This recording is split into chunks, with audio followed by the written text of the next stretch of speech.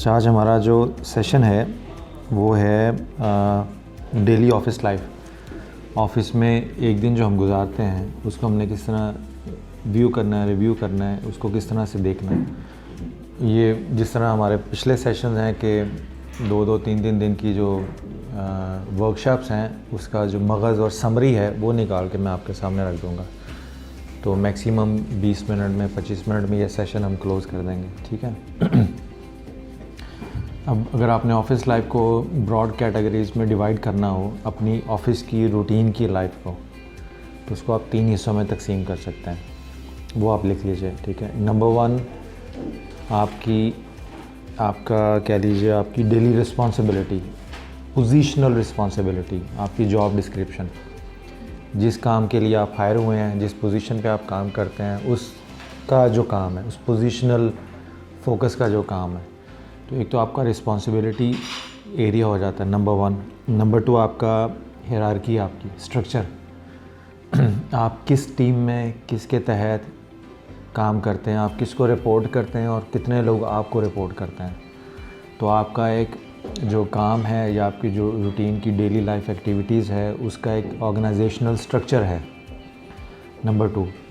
तो उस हायरार्की के अंदर भी आपकी बिज़ी एक्टिविटी लाइफ की रहती है।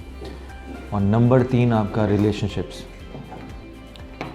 आपके अपने कुलीग से रिलेशनशिप, आपके अपने बॉस से रिलेशनशिप, आपके अपने सबऑर्डिनेट से रिलेशनशिप, आपके उस ऑर्गेनाइजेशन में जहाँ पे आप बैठते हैं वहाँ पे दूसरे डिपार्टमेंट्स, दूसरी टीम्स के लोगों के साथ आपके रिलेशनशिप। तो अगर आप ब्रॉडली सारा कैटेगराइज करें अपनी डेली रूटीन एक्टिविटीज़ को ऑफिस लाइफ में, तो ये 3 हिस्सों में कैटेगरी फॉर्म करती है आपकी, जिसका आपकी दफ्तरी की लाइफ से ताल्लुक़ है, ठीक है। अब इन तीनों में इन तीनों के अपने मसाइल हैं, इन तीनों के अपने क्या लीजिए रिवॉर्ड्स हैं, ठीक है ना। इन तीनों में बैलेंस क्रिएट रख के जब आप ऑफिस लाइफ गुजारेंगे तो आपके लिए पीसफुल एनवायरनमेंट होगा। जहाँ पे बैलेंस गड़बड़ होगा आपका स्ट्रेस लेवल स्टार्ट हो जाता है, ठीक है। बहुत सारे आप अपनी देखें, आपकी जो कोर परफॉर्मेंस है वो आपकी जॉब रिस्पॉन्सिबिलिटी के इर्द गिर्द हैं, मगर उस रिस्पॉन्सिबिलिटी में आपके दूसरों के साथ रिलेशनशिप भी इवेलुएट होते हैं। वो क्यों होते हैं? इसलिए कि आपके रिलेशनशिप अगर किसी दूसरे टीम मेंबर के साथ, कोलीग के साथ अच्छे हैं तो आपके अच्छे ताल्लुकात का जो पॉजिटिव एनर्जी का बेनिफिट है वो उसको उसके काम में फोकस रहने में मदद देता है। अगर किसी का एटीट्यूड ख़राब है आपके साथ या आपका किसी के साथ एटीट्यूड ख़राब है तो वो जो एटीट्यूड का स्ट्रेस है वो या आपके काम की स्पीड को, क्वालिटी को डिस्टर्ब करेगा या आपके कोलीग की स्पीड या क्वालिटी को डिस्टर्ब करेगा। इसलिए समटाइम्स रिलेशनशिप्स का बराह रास्त आपकी जेडी से ताल्लुक़ नहीं होता, बट साइकोलॉजिकली और इनडायरेक्टली वो आपकी जेडी का एक हिस्सा भी होता है, क्योंकि उसकी बेसिस के ऊपर आपकी जेडी ने एक्सपैंड करना होता है, एक्सप्लोर करना होता है, ठीक है। इस तरह आपकी हायरार्की आ जाती है। अगर आपके बॉस के साथ रिलेशनशिप अच्छे नहीं है या आपका बॉस समझते हैं आपके साथ फेयर नहीं है या बहुत ज़्यादा अच्छे ताल्लुकात भी प्रॉब्लम बन जाते हैं अगर उनमें बैलेंस ना हो, क्योंकि बीइंग अ बॉस आपने सबको साथ लेके चलना होता है। तो जब आपके रिलेशनशिप में और ट्रीटमेंट में बैलेंस नहीं होगा तो वो फेवरेटिज़म के इम्प्रेशन को डेवलप करता है, जिससे कुछ लोगों को, एम्प्लॉइज़ को तकलीफ़ होती है, कुछ को खुशी होती है। तो वो एक हायरार्की को भी देखना होता है। फिर आपके अंडर कौन काम कर रहा है या आपके दाएं बाएं कौन काम कर रहा है, उनके साथ आपका हायरार्की का स्ट्रक्चर क्या है। कम्युनिकेशन आपकी अच्छी होगी तो आपकी ओवरऑल ऑर्गेनाइजेशन में रिलेशनशिप अच्छी हो जाती है। मगर कम्युनिकेशन एंड कोऑर्डिनेशन के जो लफ्ज़ बोलते हैं ना, उसमें कोऑर्डिनेशन आपकी जॉब डिस्क्रिप्शन की रिस्पॉन्सिबिलिटी होती है।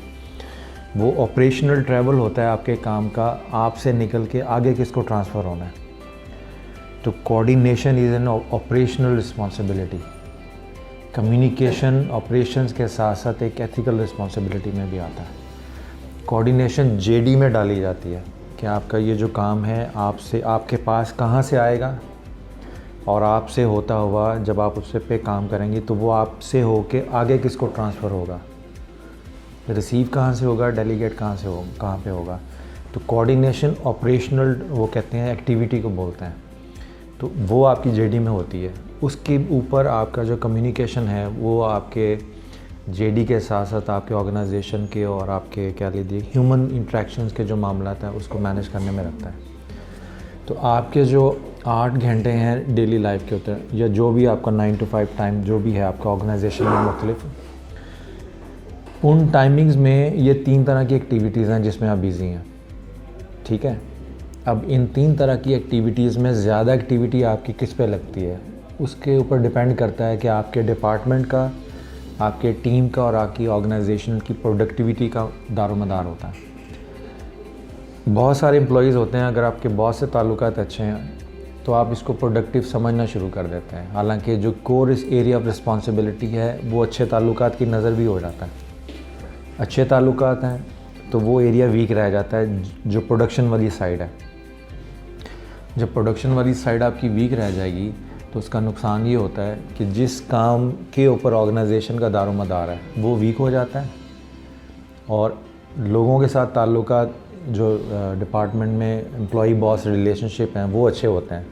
तो बज़ाहिर देखने में सब कुछ अच्छा नज़र आ रहा होता है, मगर जो सरफेस के नीचे अगर आप देखें तो चूँकि काम पे तवज्जो नहीं होती, वो सारी तवज्जो रिलेशनशिप में इन्वेस्टमेंट हो रही होती है। तो जो प्रोडक्ट निकलनी होती है ऑर्गेनाइजेशन से, ख़्वाह वो सर्विस की शक्ल में हो या फिज़िकल को प्रोडक्ट हो, उसकी क्वालिटी मुतासिर होना शुरू हो जाती है।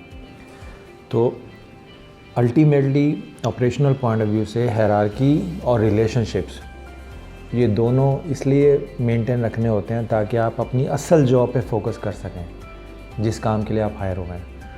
अगर जिस काम के लिए आप हायर हुए हैं वो काम सेकेंडरी हो गया और रिलेशनशिप और हायरार्की नंबर 1 प्रायोरिटी पे चली गई है, तो वो देखने को तो बज़ाहिर सब कुछ अच्छा है, मगर ऑर्गेनाइजेशन सफ़र करना शुरू कर देती है, क्योंकि हायरार्की और रिलेशनशिप ये इंटरनल होते हैं।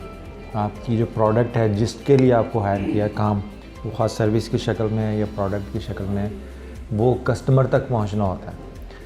तो ऑर्गेनाइजेशन के अंदर सब कुछ ठीक है मगर कस्टमर खुश नहीं है, तो वो फिर ऑर्गेनाइजेशन लॉन्ग टर्म में चल के सफ़र होना शुरू हो जाती है। इसलिए हॉस्पिटैलिटी इंडस्ट्री में वो जो HR मैनेजमेंट है वो सारी की सारी कस्टमर फोकस्ड है, यानी वो ऑपरेशनल फोकस्ड है। वो ऑपरेशन फोकस्ड भी इस तरह से कह लीजिए कि एडमिनिस्ट्रेशन और ऑपरेशंस पे फोकस रख के ये देखा जाता है कि एंड रिज़ल्ट पे कस्टमर खुश है या नहीं है। यानी वो एडमिनिस्ट्रेशन और ऑपरेशन में बैलेंस क्रिएट करके, वो हार्मनी क्रिएट करके इंटरनल आपने एनवायरनमेंट अच्छा कर दिया, मगर एंड पे जब कस्टमर को वो प्रोडक्ट मिल रही है तो कस्टमर उसकी क्वालिटी से या डिलीवरी से खुश नहीं है। तो हॉस्पिटैलिटी की ह्यूमन रिसोर्स मैनेजमेंट कहती है कि फिर there is something wrong. And result आपका कस्टमर सेटिस्फैक्शन है। इसी तरह ये जेन्युइन HR मैनेजमेंट भी जब आप किताबों में पढ़ेंगे मुख्तलिफ जगहों पे, तो अल्टीमेटली ऑपरेशन और एडमिनिस्ट्रेशन को असिस्ट करके कस्टमर की जो सेटिस्फैक्शन है उसके ग्राफ को इम्प्रूव करना होता है। ठीक है, अब आपका ये हो गया 8 घंटे में। अब आप अपने 8 घंटे जो सुबह से दफ्तर में जब आते हैं 9 to 5 या जो भी आपको टाइम आपका शिफ्ट के मुताबिक है, उसमें आप क्वालिटी अगर आपने ढूंढनी हो तो आप इन 3 एरियाज़ में देखें। आप कितना टाइम अपने बॉस के साथ ज़्यादा स्पेंड करते हैं। बाज़ लोग लंच पे चले जाते हैं, ठीक है ना, एज अ टीम चले जाते हैं, तो सारी गपशप उधर होती है। वो जो 1 घंटा लंच का है वो 2.5 घंटे में कन्वर्ट होता है। वो आपकी जो प्रोडक्टिव मेंटल प्रोडक्टिव एनवायरनमेंट है ना वो सारे का सारा आपका लंच की एक्टिविटी में बेड़ा गर्क हो जाता है अगर लंच के दरमियान प्रोडक्टिव डिस्कशन नहीं होती। बाहर के मुल्कों में अगर आप देखें जितनी भी मेजर बिज़नेस डील्स होती हैं वो ड्यूरिंग लंच टाइम होती हैं, ऑन टेबल लंच टेबल के ऊपर होती है कि आप क्लाइंट को के साथ मिलते हैं, लंच करते हैं, you have a business discussion. ठीक है, कुलीग के साथ भी मिलते हैं तो अक्सर बात औकात होता है क्या है कि वो जो लंच टाइमिंग है वो गपशप टाइमिंग बन जाते हैं, और गपशप टाइमिंग में आपका पॉलिटिक्स ज़्यादा डिस्कस होती है और प्रोडक्टिव डिस्कशन कम होती है। जो आप चीज़ें दफ्तर में डिस्कस नहीं कर सकते कि खुदा न खास्ता कोई सुन ना ले, वो आप सारी लंच के बाहर टेबल पे कर रहे होते हैं, और वहाँ से फिर वो ट्रांसफ़र भी होती हैं बाकी जगहों पे। तो lunch timing are the most sensitive productive timing है। उसमें 2 चीज़ें हैं, आप खा क्या रहे हैं उसका आपके मैदे पे असर पड़ेगा, और मैदे का असर पूरे मूड पे पड़ेगा। ठीक है, चाय में अगर चीनी ना हो तो चाय पीने से के जिस मकसद के लिए चाय पी रहे हैं वो मकसद ही फौत हो जाता है, तो चुस्ती की बजाय चिड़चिड़ापन पैदा हो जाएगा, ठीक है ना। कुछ लोग कॉफ़ी पीते हैं तो एनर्जाइज हो जाते हैं, ठीक है ना। तो लंच में खा क्या रहे हैं वो एंटायर आपका फिजियोलॉजी पे डिस्टर्ब करेगा, और क्या क्या रहे हैं वो सारा आपका कैरेक्टर पे असरअंदाज होगा। तो लंच पे दो चीज़ों का ही ध्यान नहीं रखता खाना क्या है और कहना क्या है। तो जब दोनों ही ख़राब हों तो अंदाज़ा कर लें वो लंच के बाद जब टीम वापस ऑफिस में आएगी तो ऑफिस में क्या एनवायरनमेंट प्रोड्यूस करेगी, ठीक है। तो एक तो आपकी लंच टाइमिंग है, दूसरा आपकी जो, अब मैं जनरल टिप्स की शक्ल में ही गुफ्तगू कर रहा हूँ क्योंकि समराइज़ कर रहा हूँ ना सारी 2-3 दिन की वर्कशॉप को, उसका मगज़ निकाल के आपको दे रहा हूँ। 9 to 5 आपका जो एक दिन का ऑफिस है, अगर आपने उसको मोस्ट प्रोडक्टिव और पाकीज़ा बनाना है तो वो कौन से 9 to 5 के दरमियान घंटे होंगे जिस पे आप ज़्यादा फोकस करें, या जनरली पूछ लें कि 9 to 5 को मोस्ट प्रोडक्टिव और प्योरीफाइड डे में कन्वर्ट करना है, तो दिन के 24 घंटों में कौन सा टाइम पीरियड होगा जिस पे आप फोकस करें तो वो आपके ऑफिस लाइफ में बेहतरी आ जाए। जी बिफोर लंच ब्रेक जी 10 से 12 घंटे। अगर आपने चूँकि हमने इसको मुख्तसर भी रखना ना वीडियो, अगर आपने ऑफिस लाइफ के टाइमिंग को 8 घंटे को प्योरीफाई और प्रोडक्टिव रखना है तो आपके मोस्ट इम्पॉर्टेंट 24 घंटों में अगर वो टाइम प्रोडक्टिव नहीं गुजरता ना तो आपका सारा दिन ख़राब होगा। वो नमाज फ़जर से लेके नाश्ता करके घर से निकलने तक का टाइम है। आप जब उठते हैं सुबह, नमाज़ पढ़ते हैं, नमाज़ पढ़ने के बाद आपने कौन सी प्रोडक्टिव टॉक सुनी है, मोटिवेशनल ऑडियो की शक्ल में, वीडियो की शक्ल में, या कौन सी अच्छी किताब पढ़ी है। नमाज के बाद आधा घंटा बैठ जाएं आप, कोई जो भी अच्छा आपके ज़ौक़ के मिजाज के मुताबिक है। वो जो स्विच ऑन करना होता है ना अपना पॉजिटिव, वो जब घर से नहीं ऑन होगा ना तो दफ्तर में भी नहीं ऑन होता। दफ्तर में ऑन आते हैं ऑफ़ या ऑन स्विच के साथ, फिर उसी ऑन ऑफ स्विच के साथ बाकी सारे 8 घंटे गुजरते हैं।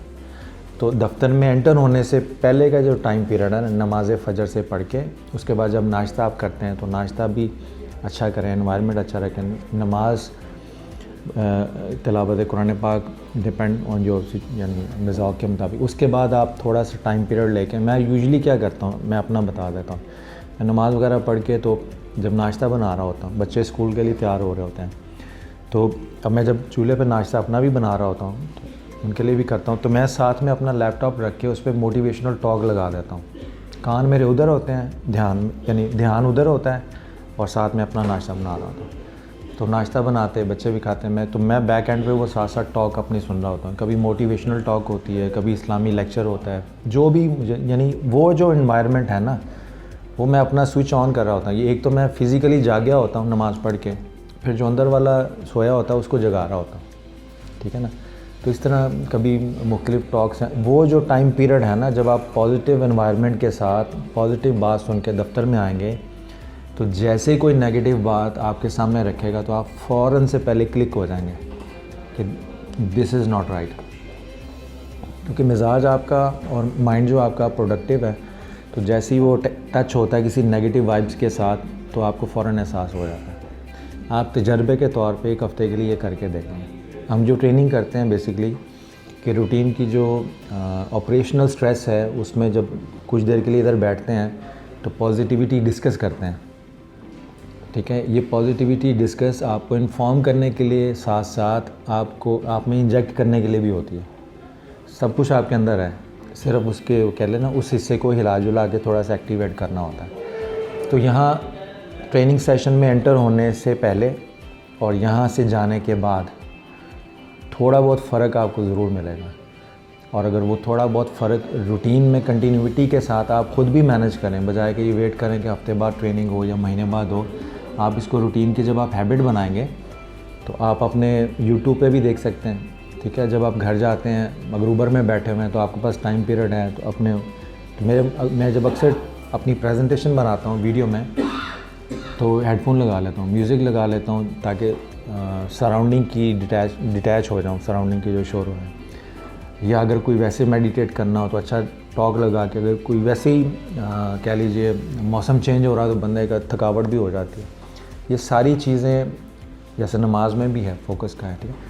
आपका अपना ऑन ऑफ स्विच किधर है, हर आदमी का सेपरेट होता है। आप अपने 24 घंटों में देखें कि मोस्ट प्रोडक्टिव टाइम पीरियड आपको कौन सा सूट करता है। कुछ लोगों का है कि वो जब घर वाले सारे सो जाएं 11-12 बजे, तो चूँकि सारी खामोशी होती है, तो वो that is the most productive time जिसमें आपको, आप कह लेंगे आपका लाशऊर आपके शऊर के साथ कनेक्ट होता है।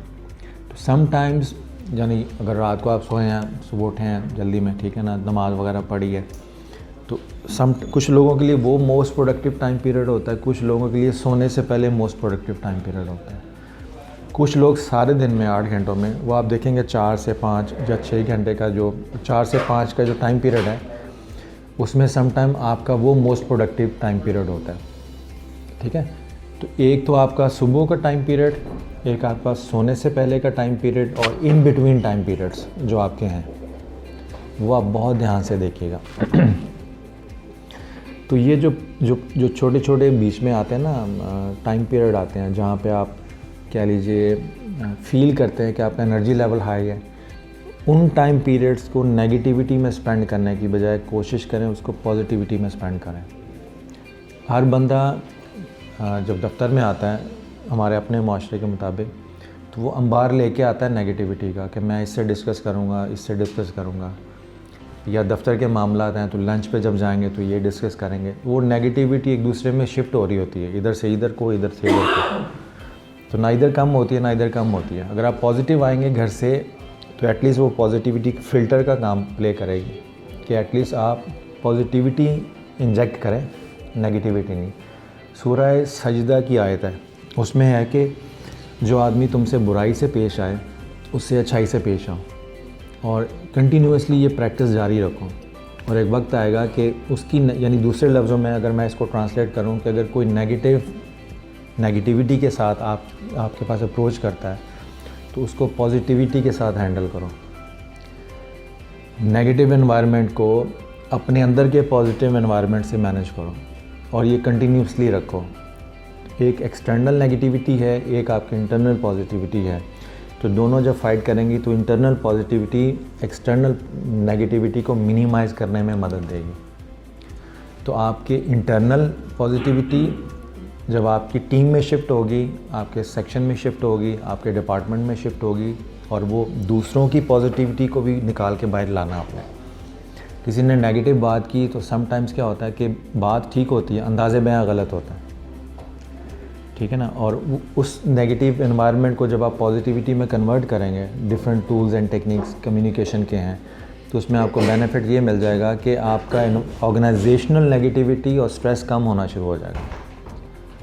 आप लोगों पे फोकस छोड़ के ऑपरेशंस पे या जो आपकी रूटीन प्रोसेस हैं उस पे फोकस करने के काबिल हो जाएगा। आप देखिएगा ऑफिस लाइफ में मेजॉरिटी की नेगेटिविटी लोगों की ज़ात से रिलेटेड है, ऑपरेशनल या प्रोसेस ओरिएंटेड नहीं है। जब आप लोगों की ज़ात के इश्यूज़ को सॉल्व करते हैं तो वो सोल्यूशन डिज़ाइन यानी एनालाइज करते करते करते करते वो नीचे आके देखते हैं तो ऑपरेशनल इशू होता है। ऑपरेशनल इशू यानी कहने कहलाने के अंदाज से इख्तलाफ की वजह से वो लोगों की ज़ात में कन्वर्ट होता है। तो जी ये बंदा ठीक नहीं है, क्यों ठीक नहीं है जी, इसने मुझे ये बात की है, क्यों बात की है। जब आप उसको एनालाइज करेंगे तो पता चलेगा कोई ऑपरेशनल इशू था जिसको प्रॉपर तरीके से हैंडल नहीं किया गया, जिसकी वजह से वो पर्सनल कॉन्फ्लिक्ट में कन्वर्ट हुआ है। तो जब आपके 8 घंटे आपने एनालाइज़ करने हैं तो उसमें आप ये भी देखें कि आपके नेगेटिविटी ज़्यादा पर्सनल है या ऑपरेशनल है। क्या वजह है जिसकी वजह से लोग इरिटेट हैं या आपके कोलीग इरिटेट हैं, थिंग्स लाइक दैट, ठीक है ना। तो जब आप इन चीज़ों को मैनेज करेंगे तो आपका जो डेली ऑफिस लाइफ है वो कंपैरेटिवली बेहतर हो जाएगी।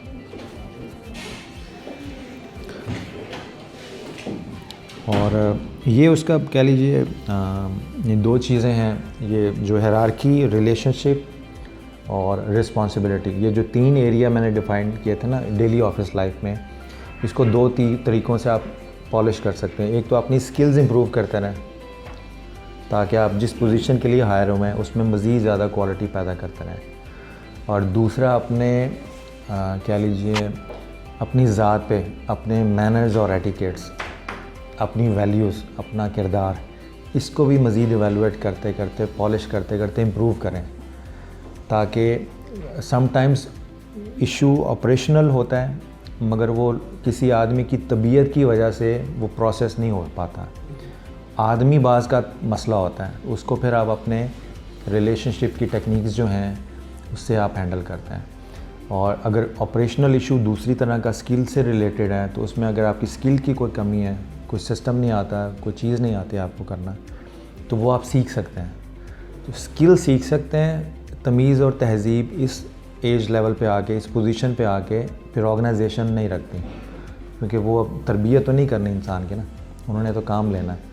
तो ये कह लीजिए आपका जो कैरेक्टर साइड है उससे ऑर्गेनाइजेशनल कल्चर डेवलप होता है, और आपकी जो स्किल साइड है उससे आपके ऑर्गेनाइजेशन के ऑपरेशंस बेहतर होते हैं। तो कस्टमर सर्विस में जो प्रोडक्ट है वो आपके ऑपरेशनल एक्सीलेंस का नतीजा है, और प्रोडक्ट की जो डिलीवरी है वो आपकी कस्टमर सर्विस का, वो है एटीट्यूड का ऑर्गेनाइजेशन का, कि अगर अच्छे लोग काम करेंगे तो प्रोडक्ट बेशक अच्छी हो, अगर उसको अच्छे अंदाज से नहीं बेचेंगे तो वो लोग नहीं ख़रीदते। तो कस्टमर को दो चीज़ें चाहिए होती हैं, quality of product and quality of delivery, कि जो बेच रहा है उसको बेचने की तमीज़ हो, वो आपके डिसीजन कि आप ये प्रोडक्ट ख़रीद रहे हैं उसकी इज़्ज़त करें, एहतराम करें। तो इसलिए सेल्समैनशिप जो है बेसिकली वो आपके सारे कह लीजिए जो तबीयतों का मामला है, कैरेक्टर्स का मामला है। ठीक है जी। तो ये तीन चीज़ें, कुछ चीज़ें टिप्स एंड टेक्निक्स की शक्ल में, ये तीन चीज़ें, हायरार्की, रिस्पॉन्सिबिलिटी एंड रिलेशनशिप। आपका पूरा दिन इन तीन चीज़ों में डिवाइडेड है। नंबर 2 मैंने कहा था कि दफ्तर में आने से पहले, दफ्तर सुबह से लेकर दफ्तर आने तक क्या करते हैं, वो बड़े इंपॉर्टेंट आवर्स होते हैं। अगर वो प्रोडक्टिव हो जाएं तो आप दफ्तर में एक प्रोडक्टिव माइंडसेट के साथ दाखिल होंगे। अब जैसे कहते हैं ना कि आज पता नहीं क्या हुआ कि हमारा बॉस या ये साहब जो है पता नहीं क्या हुआ कि आज बड़े नाराज़ आए हैं, तो हम बाहर के असरात लेके दफ्तर में जब आएंगे तो अगर वो पॉजिटिव प्रोडक्टिव असरात होंगे तो दफ्तर का एनवायरनमेंट अच्छा होगा। और यही प्रिंसिपल ये भी है कि जब आप अच्छे असरात से घर में एंटर होंगे तो घर का एनवायरनमेंट अच्छा होगा। बहुत सारे घर के इशू घर के नहीं होते, वो दफ्तर के होते हैं। वो स्ट्रेस आप यहाँ से ले जाके जब उधर डिस्प्ले करते हैं विदाउट एनी रीज़न, तो घर का माहौल भी ख़राब हो जाता है। तो दफ्तर से लेके क्या जा रहे हैं और दफ्तर में लेके क्या आ रहे हैं, और फिर जब बैठते हैं अपनी सीट पे तो ऑर्गेनाइजेशन को दे क्या रहे हैं, ये मोस्ट इम्पॉर्टेंट चीज़ें हैं। तो उसमें यानी हल्का सा मैंने लंच आवर्स में भी डाल दिया है कि आप खाते क्या हैं और कहते क्या हैं।